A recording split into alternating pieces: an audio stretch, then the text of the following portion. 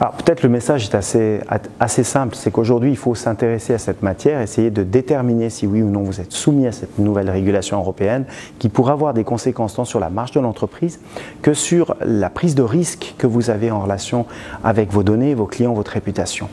Et pour ce faire, il ne faut pas attendre l'échéance du 25 mai 2018 parce qu'en réalité l'Union européenne a déjà accordé un délai de 2 ans aux entreprises pour être en conformité. Donc le 25 mai, ça entre en vigueur et c'est immédiatement applicable. Donc il faut, si vous voulez faire un petit travail dans l'entreprise, synthétiser tout ce que vous avez comme données, avec qui vous les échangez, quels sont vos logiciels métiers, et puis soumettre à un expert cette feuille blanche, cette white paper, pour que cet expert vous dise si vous êtes soumis ou pas. Alors, si vous n'êtes pas soumis, eh bien, ça ne signifie pas encore que vous ne devez pas prendre soin de vos données, puisque la loi va se durcir en Suisse également, mais au moins vous aurez un travail moins important à accomplir et pas immédiat.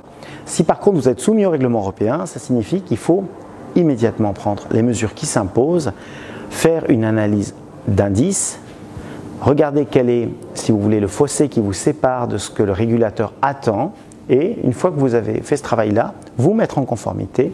Et je dis la chose de la façon la plus transparente possible. Si ça n'améliore pas la compétitivité de l'entreprise, ça ne sert à rien. Donc vous devez coupler ce travail avec une analyse marketing de l'entreprise pour pouvoir ensuite vous différencier de vos concurrents sur le marché et garantir à vos clients que leurs données seront bien traitées. Alors l'entreprise, elle risque une amende jusqu'à 20 millions d'euros par cas ou 4% du chiffre d'affaires annuel de l'exercice mondial précédent si elle se trouve dans plusieurs États. Donc en clair, elle risque des sanctions qui ne sont pas connues dans notre pays. Donc si maintenant vous deviez être soumis à ce règlement et que vous deviez avoir le malheur d'avoir une perte de données, d'avoir un piratage ou d'avoir d'autres difficultés dans le traitement des données de vos clients, mais également dans le traitement des données de vos sous-traitants ou de vos co-contractants, eh bien à ce moment-là, il y aurait un risque économique important pour l'entreprise. Si vous voulez, lorsque vous serez en conformité européenne, vous serez automatiquement en conformité helvétique. Par contre, l'inverse n'est pas vrai. Mais le problème de l'entreprise petite, c'est effectivement de pouvoir investir des moyens dans la mise en conformité. Aujourd'hui, tous les gens qui viendront vous proposer des solutions vont vous demander des montants qui seront exorbitants par rapport à votre taille d'entreprise.